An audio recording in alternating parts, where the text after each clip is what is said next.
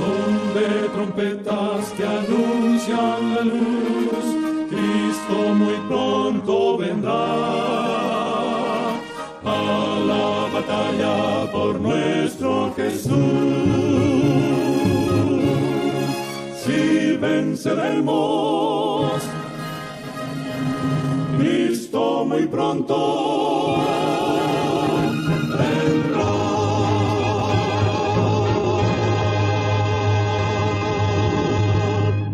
Por nuestro Jesús, si venceremos, Cristo muy pronto vendrá.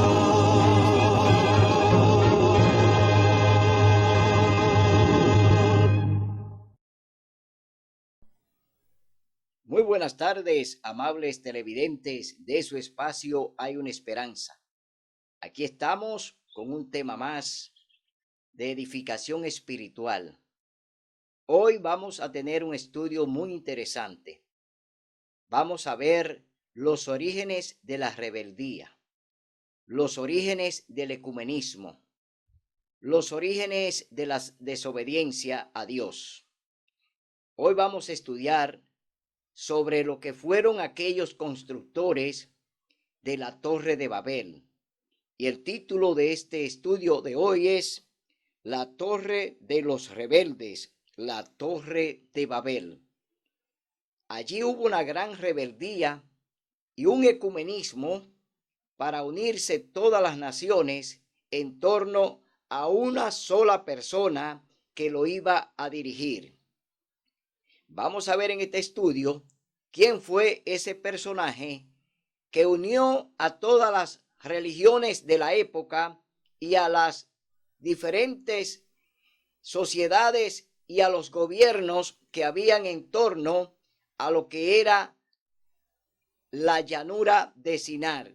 Es decir, allí en toda aquella llanura que Dios había ya ordenado que se esparcieran, es decir, que la poblaran, que allí vivieran, que allí sembraran, que cosecharan. Dios había dado una orden para que todos allí en el Sinar y en otros lugares después del diluvio pues se podían diseminar y podían entonces establecerse. Pero vino un personaje que lo vamos a ver en este estudio, que reúne a todas las personas de la época y reúne a todos los religiosos y a todos los gobernantes en torno a una idea de construir una torre que llegara al cielo. En este tema vamos a ver cómo se inicia el nuevo orden mundial. Es decir, Dios había dado una orden para que el mundo entonces volviera otra vez a repoblarse, volviera otra vez a ser regenerado otra vez después del diluvio. Pero entonces este hombre reúne a las naciones para él hacer allí entonces un gobierno centralizado y hacer una gran rebelión contra Dios. Bien, vamos a entrar en materia. Ahora en el capítulo 11, vamos a leer antes en el capítulo 10, libro de Génesis, capítulo 10. Aquí comienza todo lo que será esta gran rebelión contra Dios. Leemos en el capítulo 10, libro de Génesis, cómo se repobló la tierra. Leemos del verso 6 en adelante. Los camitas, los hijos de Can, Cu, Fu, Misraim, Canaán, los hijos de Cus, Seba, Ávila, Sata, Rama, Sateca, y los hijos de Rahama, Seba y Dedán. Cus fue padre de Nimrod. Aquí está apareciendo ahora el personaje en el cual vamos a centralizar esta predicación. Aquí está apareciendo el nombre de Nimrod y su padre fue Cus, el primero que llegó a ser poderoso en la tierra. Este fue vigoroso cazador ante el Señor. Por eso se dice, así como Nimrod vigoroso cazador ante el Señor. Los primeros centros de su reino fueron, oiga bien, Babel, Eret, Acab y Calne, en la tierra de Sinar. Y de esa tierra salió para Asiria y edificó a Nínive, Rehoboth y Cala, y entre Nínive y Cala la gran ciudad de Resén. Aquí vemos entonces cómo este hijo de Cus, y Cus era hijo de Can, que era hijo de Noé, es decir, de donde desciende toda la raza humana que hay sobre la tierra, porque los antidiluvianos habían sido barridos y no había entonces hombres fuera de los 3 hijos de Noé y las 3 mujeres de ellos. Es decir, con estos 3 hijos vuelve entonces a repoblarse el planeta, vuelve de nuevo a repoblarse el mundo de Can, Sem y Jafet. Es decir, estos 3 hijos de Noé son los que vuelven a repoblar el planeta.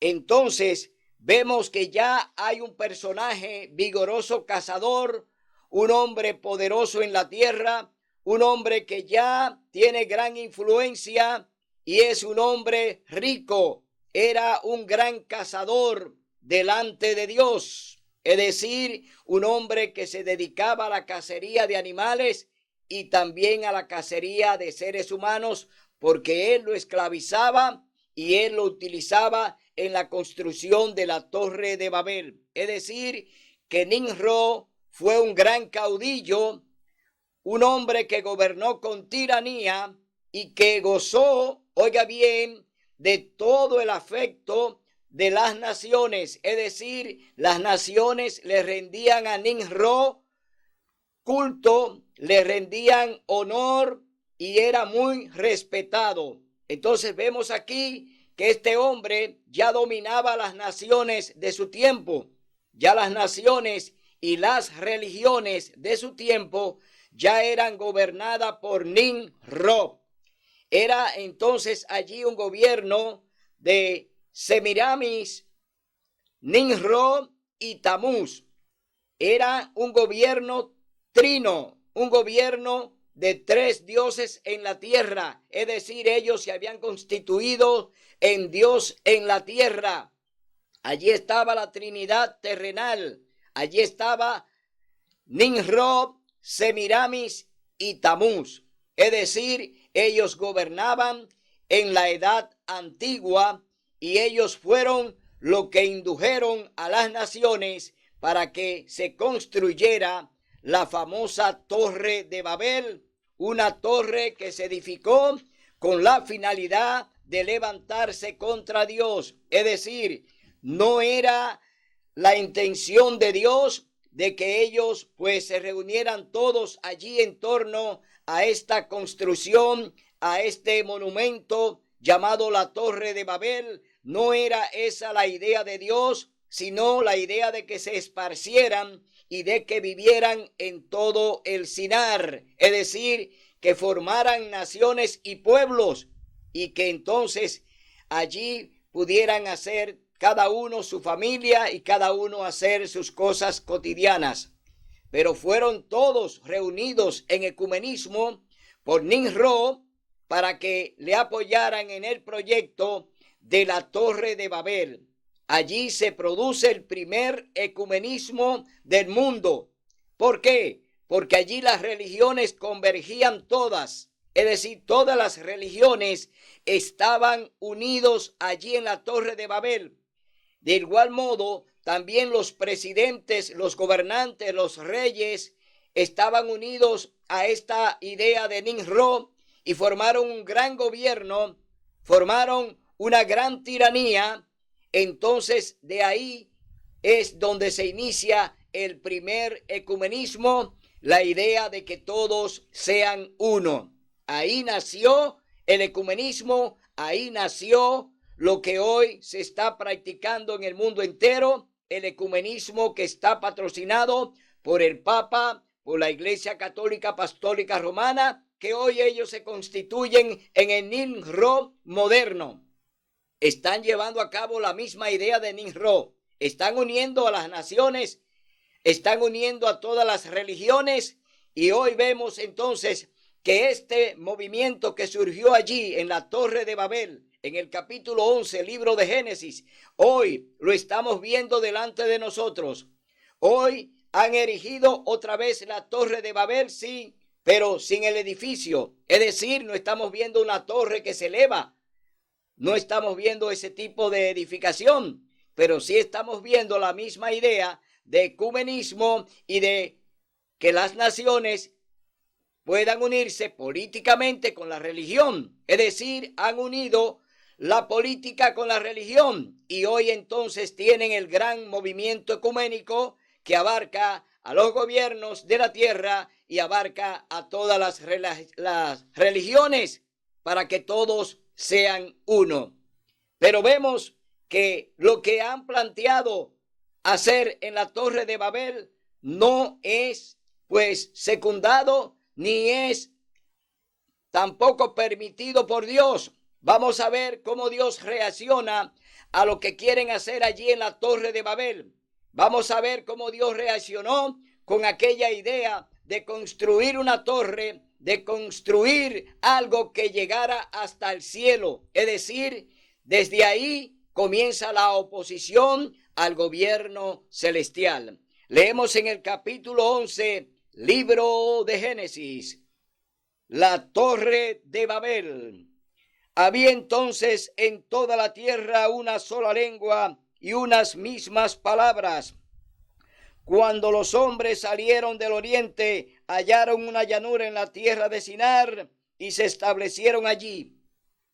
Ahí encontraron la tierra de Sinar y se establecieron allí, pero no para que edificaran una torre, no para que hicieran una alianza, no para que hicieran ecumenismo, sino para que se esparcieran por toda la tierra de Sinar. Entonces dijeron: hagamos ladrillo y cosámoslo al fuego. Y el ladrillo les sirvió de piedra y el asfalto de mezcla. Después dijeron: edifiquemos una ciudad y una torre, cuya cúspide llegue al cielo, y hagámonos un nombre para no ser esparcidos por toda la tierra. Aquí están hablando de hacerse un nombre, es decir, ellos querían ser unidos poderosos, querían unificarse en un nombre para ser poderosos, y hoy en día lo han logrado, porque a través del ecumenismo ya se hicieron un nombre y se han hecho poderosos. ¿Y por qué se han hecho poderosos? Porque han unido la religión con el Estado, es decir, con los gobiernos, con los presidentes de la tierra, y hoy se han hecho el nombre, se llama ecumenismo. Hoy se han hecho fuerte para no ser esparcidos, sino para resistir al cielo, para resistir a Dios, para levantarse de pecado de mano alzada contra Dios. Eso es lo que han hecho y están haciendo hoy con el llamado movimiento ecuménico.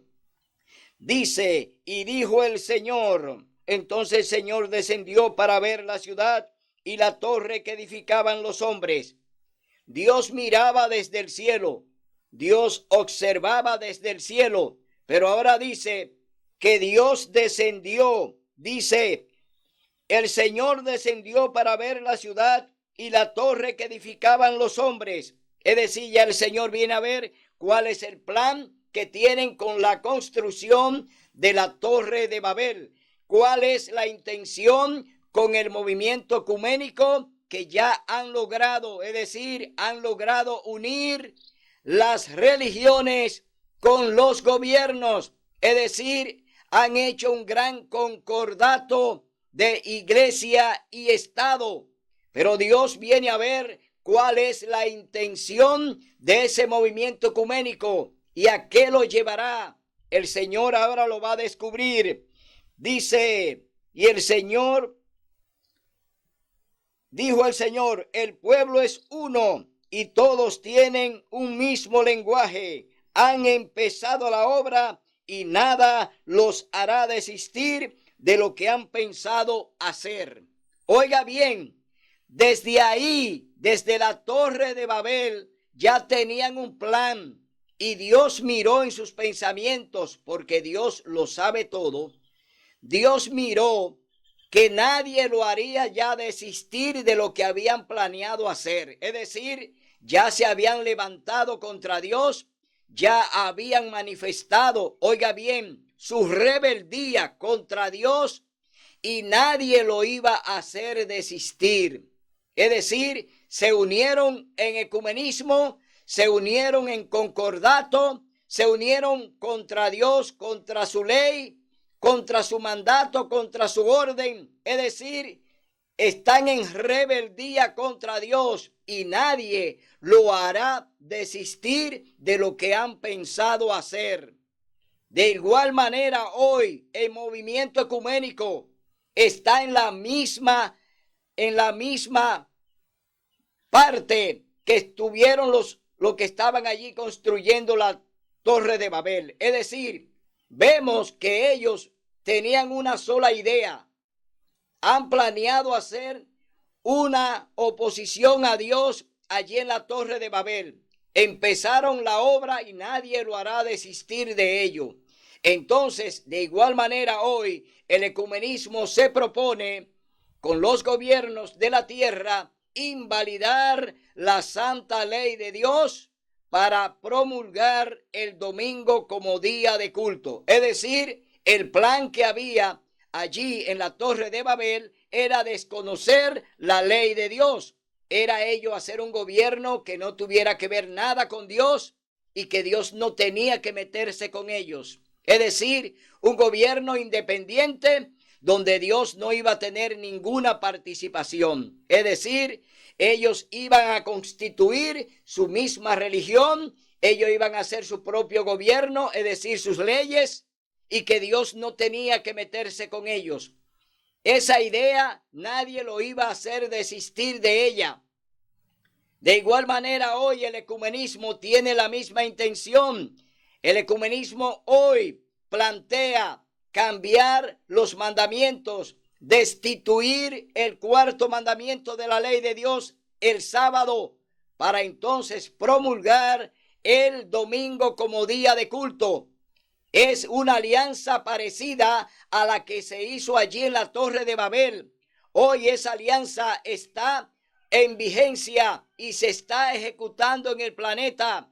Los diferentes movimientos están trabajando para la promulgación de la ley dominical en la parte religiosa a través del ecumenismo con las religiones que están pidiendo que se promulgue el domingo como ley dominical para el culto a Dios, como los gobiernos que también están para recibir esa orden del Vaticano, del papado, para entonces formar el decreto y promulgar una ley civil que será aplicada en el área religiosa. Oiga bien, los gobiernos no pueden hacer leyes religiosas. Sin embargo, la Iglesia Católica está llevando a los gobiernos que aprueben una ley religiosa para que el domingo sea día de culto, para que el domingo sea dedicado a Dios. Es decir, invalidar una ley divina, la ley de Dios, el cuarto mandamiento que habla del santo sábado. Este es el plan que tiene el ecumenismo. Ese es el plan que había en la Torre de Babel. Desconocer la ley de Dios por completo. Es decir, Dios no iba a tener ninguna participación con lo que se iba a realizar en la Torre de Babel. Por eso Dios desciende. Por eso Dios quiere mirar cuál es el pensamiento, cuál es la actitud que el hombre tiene hacia él. Es decir, Dios viene a ver qué están haciendo los hombres. Dice el Señor, ahora pues, descendamos y confundamos allí su lenguaje, para que ninguno entienda el habla de su compañero. Así el Señor los esparció por la faz de toda la tierra y dejaron de edificar la ciudad. Por eso fue llamada Babel, porque allí el Señor confundió el lenguaje de toda la tierra y desde allí los esparció por toda la tierra. Es decir, Dios entonces hace cumplir lo que Él mandó. Dios les dijo que tenían que poblar toda la tierra de Sinar, que tenían que allí pues poblarla, pero no concentrarse en un movimiento contra Él. Y Dios aquí entonces confunde sus lenguajes, es decir, ahí viene el don de lengua, ahí comenzó el don de lengua con los idiomas. Cada pueblo habló un lenguaje y se fue para su lugar. Cada pueblo se fue con su lenguaje y se dividieron. Es decir, los idiomas nacen en la Torre de Babel, aunque fue una confusión, pero para que no se edificara la torre y para que la idea no prosperara, entonces Dios lo que hace es que confunde la lengua de cada uno y entonces no pueden entonces entenderse, no pueden entonces ponerse de acuerdo como lo hacían antes de que el Señor produjera eso de la división de la lengua que ellos hablaban. Era un solo idioma, es decir, se oía la voz de Dios. El mandato de Dios se escuchaba porque solamente se obedecía esa voz, era la voz del Señor. Pero ellos no quisieron escuchar a Dios, entonces el Señor le confundió el idioma y lo repartió entre todas las naciones del mundo. Es decir, cada nación hoy habla un idioma que Dios permitió para que ellos se fueran a cada uno a su lugar, para que cada uno edificara en su lugar y se esparcieran por toda la tierra. Vamos a leer ahora en el libro de Romanos, capítulo 1. Vamos a ver lo que dice Romanos, capítulo 1, acerca de lo que Dios realmente permitió que sucediera. Romanos, capítulo 1. Leemos entonces por qué el Señor permitió que allí en la Torre de Babel se produjeran estas divisiones de que cada nación se fuera a su lugar. Pero ahora vamos a ver que todo lo que pasó en la Torre de Babel, que vino por la desobediencia, que vino por el mandato de Nimrod, que gobernaba a las religiones y que gobernaba también a los gobiernos y a los reinados de su tiempo, trajo que Dios entonces produjera la división de aquellos constructores y se fuera cada uno para su lugar. Capítulo 1, libro de Romanos, del verso 18 en adelante. Ellos conocían los atributos de Dios. Ellos conocían los atributos de Dios porque ya el Señor había hablado por boca de Enoc y por boca de Noé. Es decir, Dios había hablado ya de su existencia y de todo lo que había hecho. Y también conocían del diluvio. Es decir, ellos no estaban ajenos a todo lo que Dios había hecho. Es decir, tenían conocimiento de Dios, pero tenían un pecado de mano alzada. Estaban construyendo una torre para levantarse en contra de Dios. Por si el Señor mandaba de nuevo otro diluvio, ellos no iban a perecer. Esa fue la idea de Nimrod y de quienes le acompañaban. Entonces leemos en el capítulo 1, verso 18 en adelante, libro de Romanos. La ira de Dios se revela desde el cielo contra toda impiedad e injusticia de los hombres, que suprimen la verdad con su injusticia. La ira de Dios se revela desde el cielo. Claro, se reveló contra Satanás, contra Lucifer, contra el que pecó por primera vez en el cielo. Fue lanzado del cielo a la tierra con sus ángeles. Es decir, desde ahí comienza entonces la justicia de Dios. Desde el cielo con Lucifer, que fue lanzado a la tierra y que es el gran tirano y es el que pone en rebeldía a los hombres contra Dios. No se ponen solo los hombres contra Dios. Satanás está obrando a través de ellos. Es decir, la gran rebelión que hay la está patrocinando Satanás. Es decir, él está detrás de todos los movimientos que van en contra de Dios. Él es el gran desobediente. Él es el que tira por tierra la palabra de Dios. Dice, se ofuscaron en vanos razonamientos y su necio corazón se entenebreció. Jactándose de ser sabios, se volvieron necios y cambiaron la gloria de Dios inmortal, por imágenes de hombre mortal y hasta de aves, cuadrúpedos y reptiles.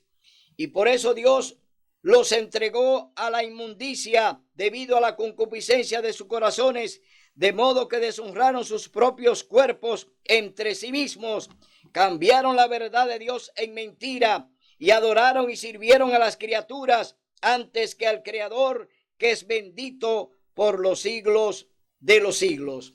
Aquí vemos que ya Dios a los antidiluvianos pues lo entregó a la destrucción, al juicio que hizo cuando envió a Noé a predicarle por 120 años.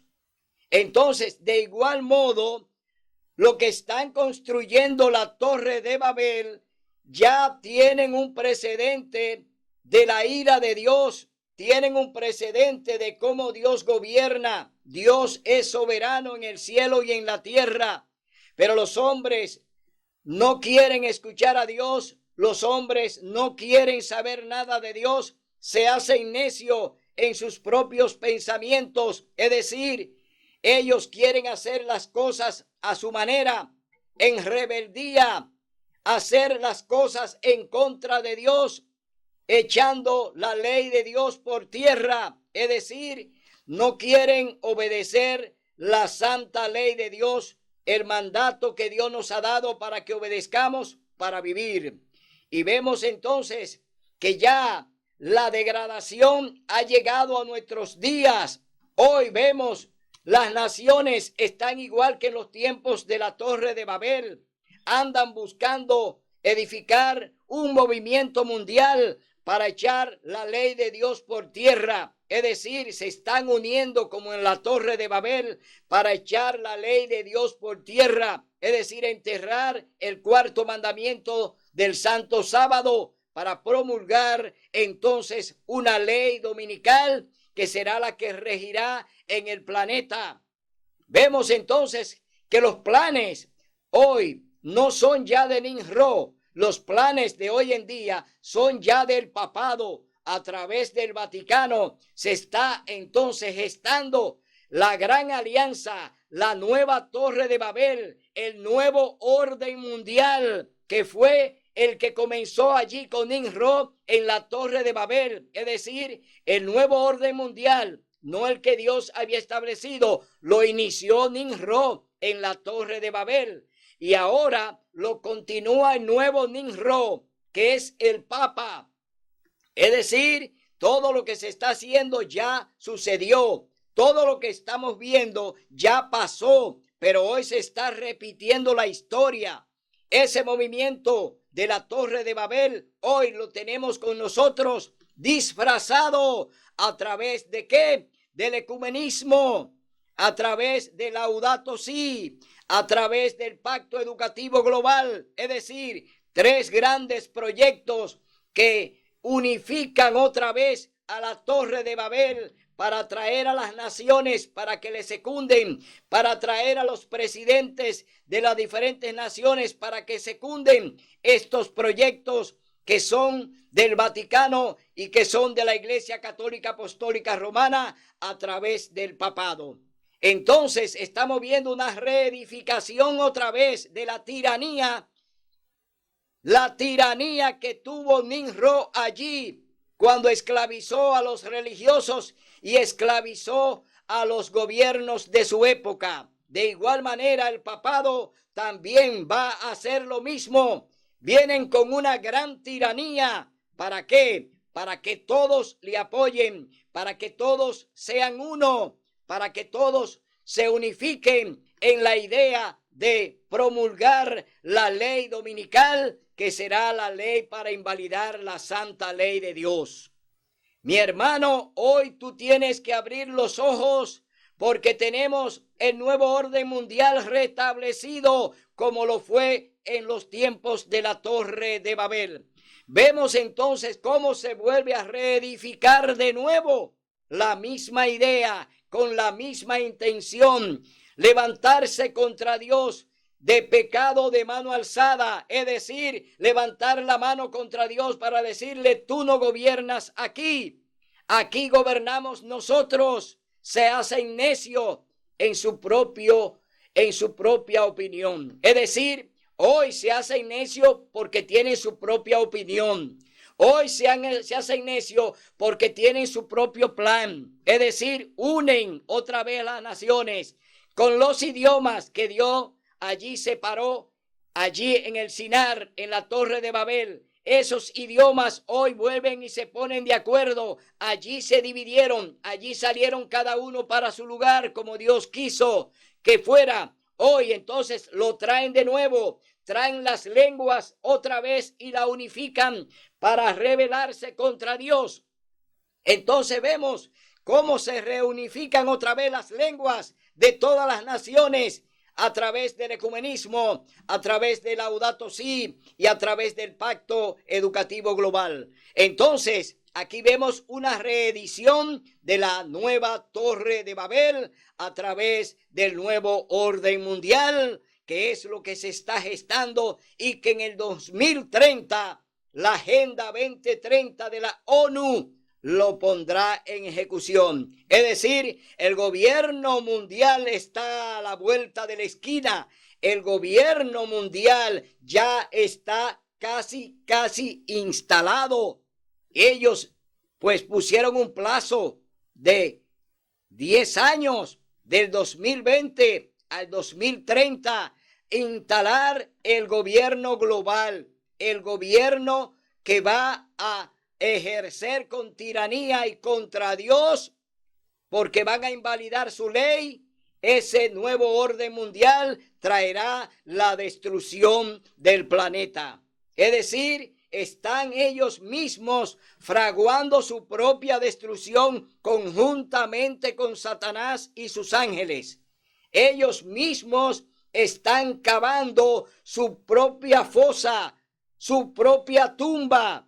Ellos están planeando su misma muerte, porque Dios no lo va a dar por inocente, porque aquí dice la palabra de Dios que Dios siempre se ha manifestado y ha dado siempre el indicio de cuando Él quiere que se arrepientan y vuelvan al buen camino. Lo han hecho al revés, se han ido por el camino extraviado, siguen la senda del diablo, siguen la senda de Satanás.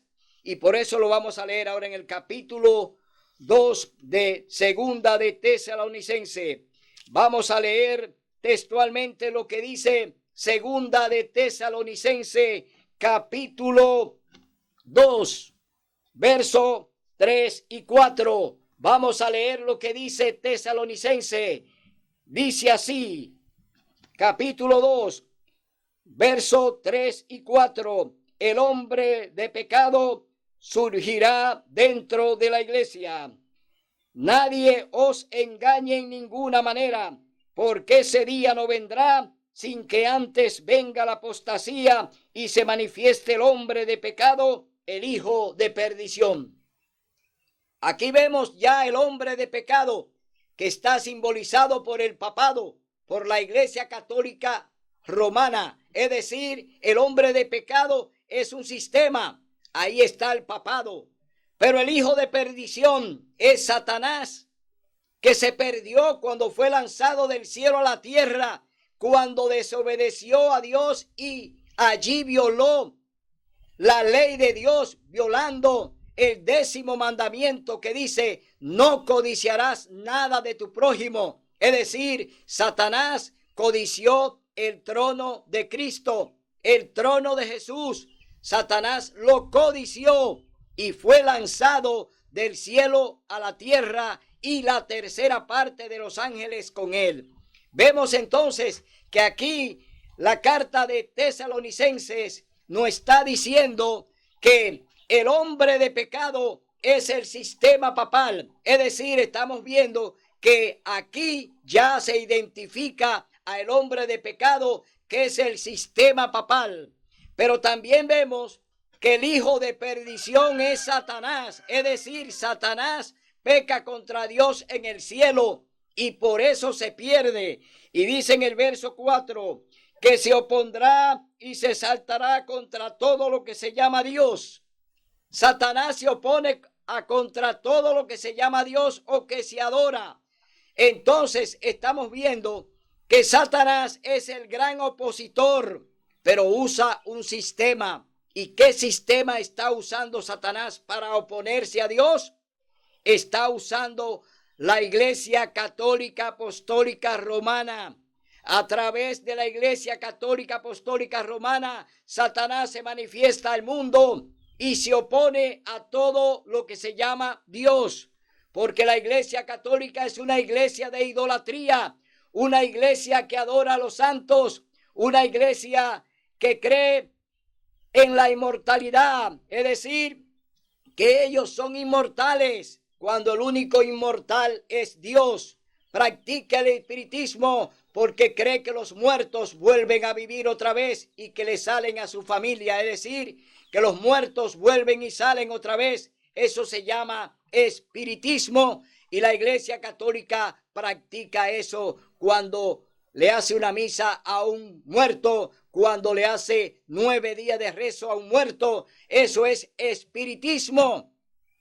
La Biblia dice en el capítulo 9, verso 5, libro de Eclesiastés, dice: los vivos saben que han de morir, pero los muertos nada saben, no tienen más paga, hasta su memoria quede en el olvido, también su amor y su odio perecieron ya. Entonces, todas estas prácticas de la Iglesia Católica Apostólica Romana la llevan a ser la gran opositora de Dios. Ellos se oponen a la doctrina y a lo que Dios enseña a través de su palabra, porque ellos no creen en la Biblia, ellos creen en el magisterio de la Iglesia. Y el magisterio de la Iglesia no puede estar por encima de la Santa Biblia, la palabra santa de Dios. Y ellos le hacen oposición a Dios, también enseñando sus doctrinas falsas, dándole a beber su vino de fornicación. El vino de Babilonia lo tiene embriagado, están borrachos, porque Babilonia le ha dado a beber de sus doctrinas, le ha dado a beber de su vino que está fermentado y que lo está envenenando. Seguimos leyendo en el capítulo 2, verso 4, que se opondrá y se saltará contra todo lo que se llama Dios o que se adora, hasta sentarse en el templo de Dios como Dios, haciéndose pasar ¿por quién? Por Dios. El Papa dice ser el vicario de Cristo. Él dice ser el sustituto de Cristo en la tierra. Es decir, él está plagiando al Espíritu Santo. El vicario que está en la tierra y que fue dejado por Jesús es el Espíritu Santo. Dios no ha dejado ningún hombre para que le represente con el título de él en la tierra. El Papa entonces está usurpando solamente todas las cosas que pertenecen al Espíritu Santo. El Papa se le ha atribuido como representante de Dios en la tierra.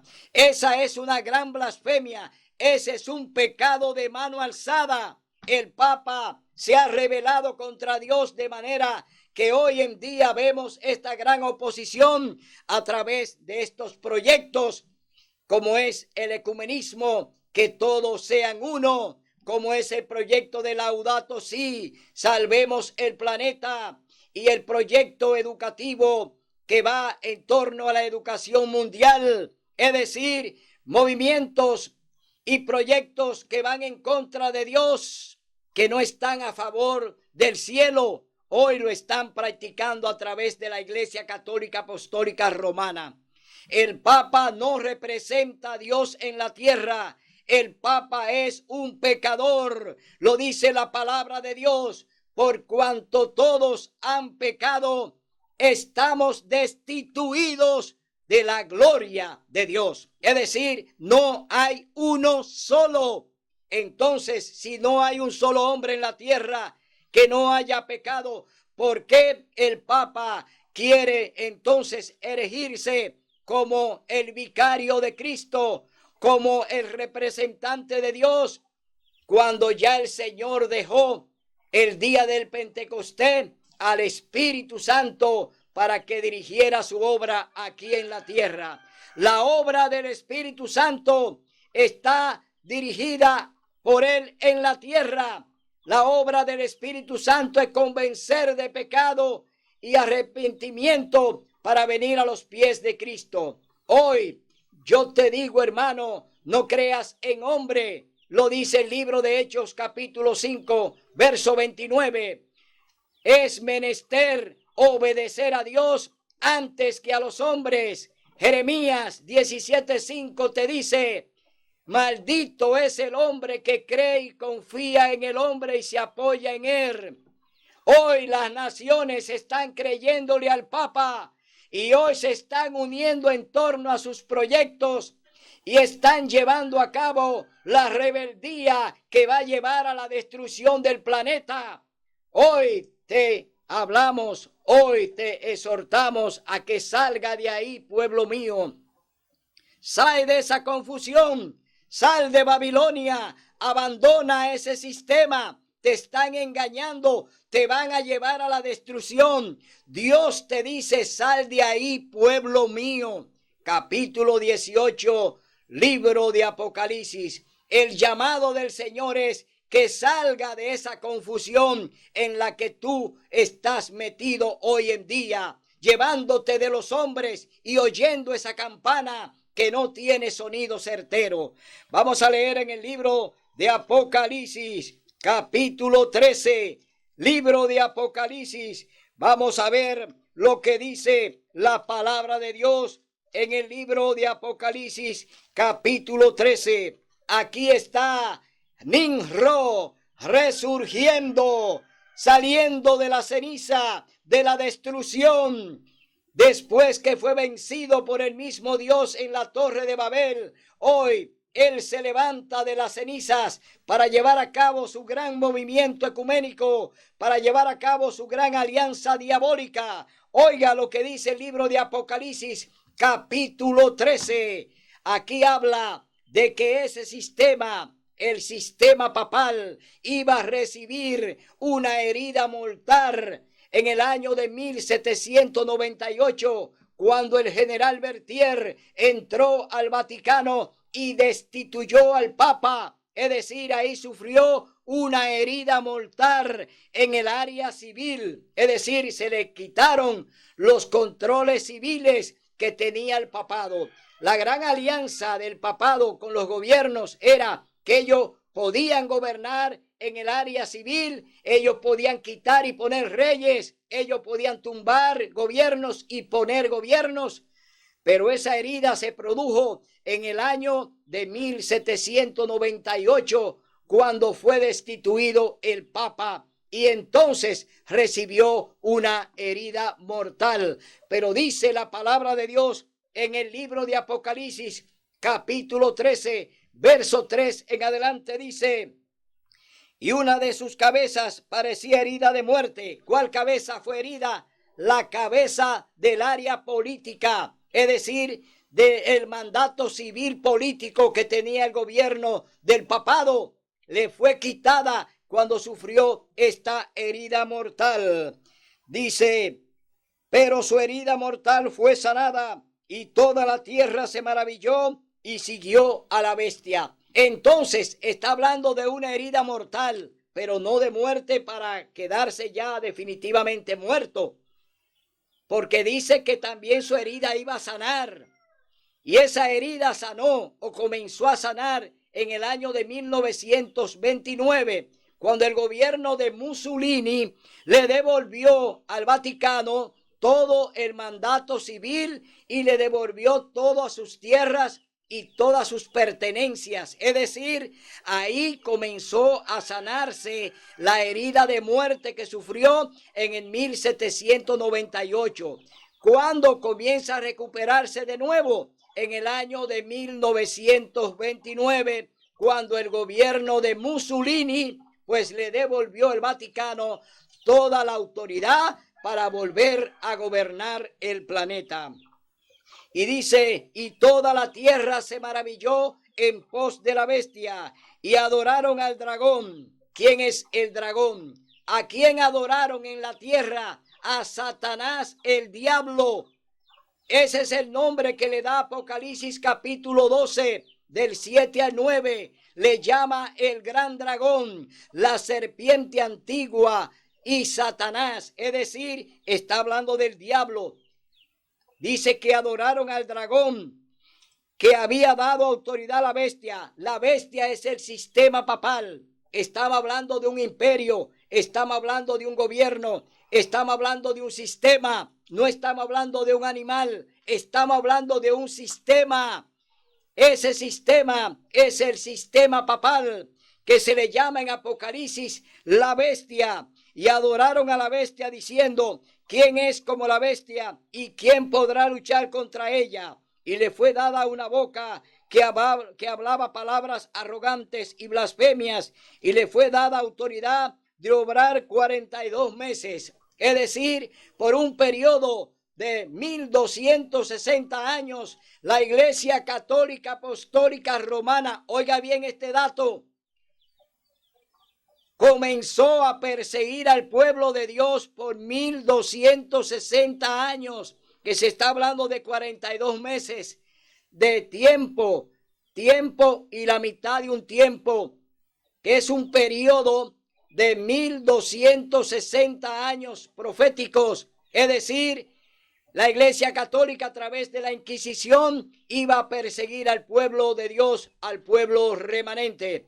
Entonces vemos que Dios le permitió a la Iglesia Católica que causara esta gran masacre, matando a más de 50 millones de cristianos en el planeta, en el nombre del Señor Jesús, es decir, en el nombre de Satanás lo mataban, no en el nombre de Dios, porque el sexto mandamiento de la santa ley de Dios dice: no matarás. Tenemos también el proyecto del Pacto Global Educativo, que busca que se saque a Dios de las familias, es decir, que no se hable nada del Dios genuino. Cuando se niegan los mandamientos de Dios, esa familia ya no puede ser una familia que va al cielo. Es una familia que ya ha sido encadenada por el diablo para ir al abismo. ¿Por qué? Todo el que niega la ley de Dios está negando al cielo, está negando al mismo Dios y a su trono. Entonces, el pacto educativo es sacar todo lo que sea palabra de Dios, sacarla de los lugares donde ellos tienen el control educativo. Sus niños no van a ser educados con el temor a Dios. Sus hijos van a ser guiados por jesuitas. Es decir, ellos están dirigiendo todo el sistema educativo. Ellos están dirigiendo todo el sistema religioso. Ellos están dirigiendo todo el sistema político civil. Los jesuitas están haciendo su trabajo en todos los lugares y ellos están dirigiendo dentro y fuera. Es decir, este gran movimiento que es presidido por Satanás mismo está pues metido en la iglesia, está metido en los gobiernos, está metido en la educación. Es decir, los jesuitas es el gran movimiento del papado que está trabajando para derogar la santa ley de Dios. Abre los ojos, mi hermano. Tú tienes que saber quiénes te dirigen. Tú tienes que saber quiénes son los genuinos, lo que no hablan según lo que dice el libro de Isaías, capítulo 8, verso 20, a la ley y al testimonio. Si no hablan conforme a esto, es porque no le ha amanecido. Es decir, abre los ojos, porque hoy proyectos que aparentemente pueden ser saludables para la iglesia, pueden ser saludables para los gobiernos, pueden ser saludables para la educación, no son más que una trampa del diablo para llevar a cabo su gran obra, para llevar a cabo la reconstrucción de la Torre de Babel en rebeldía contra Dios, imponer un gobierno mundial, lo que será el nuevo orden mundial, que será un gobierno tirano que no será dirigido por el Papa, no será dirigido por el Vaticano, será dirigido por el mismo diablo. Óigalo bien, Satanás va a tener la oportunidad de gobernar el planeta. Dios le va a dar esa oportunidad a Satanás, pero será su perdición porque será lanzado al lago de fuego. Es decir, Satanás procura hacer esto, pero él va camino al abismo. Vamos a leer entonces en el capítulo 14, libro de Apocalipsis. Vamos a ver cuál es la recomendación que Dios nos da para la salvación y la vida eterna. ¿Qué nos recomienda Dios? ¿Cuál es el distintivo de los genuinos seguidores de su gobierno? Apocalipsis capítulo 14, verso 12 y 13, te dice quiénes son. 3 distintivos de los santos. Aquí está la paciencia de los santos, los que guardan los mandamientos de Dios y la fe de Jesús. Es decir, no la fe en un hombre, no la fe en el Papa, no la fe en un talismán, no la fe de un Islam, la fe en Cristo Jesús. Es decir, tú tienes que tener la fe de Jesús, que es el espíritu de profecía. Si tú no crees en las profecías, tú andas en tinieblas y no verás la verdad, porque no la va a poder entender ni conocer, porque es a través del don profético que Dios nos enseña y nos desvela la verdad de lo que está sucediendo hoy en el planeta, de lo que está pasando en el mundo hoy. Dios nos revela a través del don profético todo lo que está pasando, todo lo que se está haciendo, todo lo que se está diseñando, planes diabólicos, planes en contra de Dios para llevar al hombre a la perdición. Pero oye lo que dice el verso 13, para que entienda que Dios te ama y que todavía Él tiene sus brazos abiertos para darte la salvación y la reconciliación con el cielo. Verso 13 dice: y oí una voz del cielo que dijo: escribe, dichosos los que de aquí en adelante mueren en el Señor. Cierto, dice el Espíritu, descansarán de sus fatigas, porque sus obras le siguen. Aquí vemos una promesa maravillosa. Aquí vemos que el Señor nos está diciendo que aunque maten tu cuerpo, no importa que lo maten, témele al que quiere matar tu alma. Es decir, que te quiere matar en espíritu, que te quiere quitar la fe, que te quiere quitar el creer en Cristo Jesús.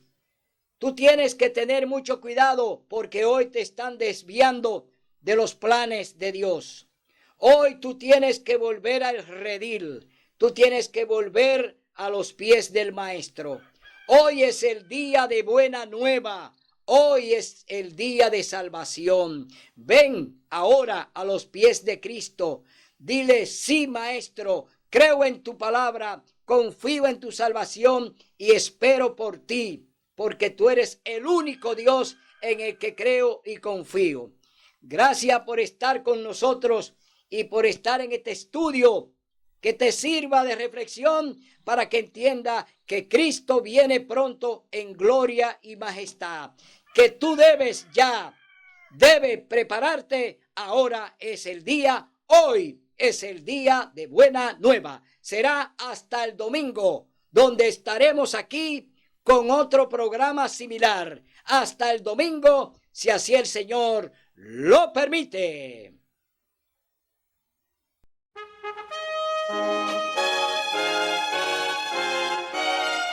Son de trompetas que anuncian la luz, Cristo muy pronto vendrá a la batalla por nuestro Jesús. Si venceremos, Cristo muy pronto